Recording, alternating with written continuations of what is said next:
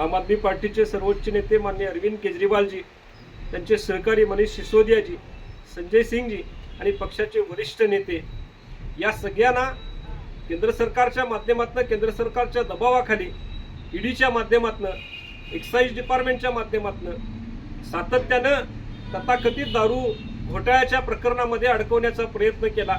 त्यांना प्रसंगी जेलमध्ये टाकलं आणि या सगळ्यांना माननीय न्यायालयानं उत्तर दिलेलं आहे, एक चपराक दिलेली आहे. आज या सगळ्यांची, अरविंद केजरीवाल आणि त्यांचे सर्वच सहकारी यांची निर्दोष मुक्तता माननीय न्यायालयानं केलेली आहे.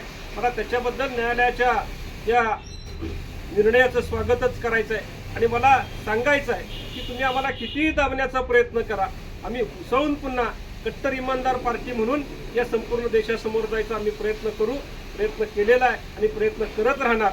मला या निमित्त सांगायचं आहे, सत्य परेशान हो सकता है लेकिन पराजित नहीं हो सकता.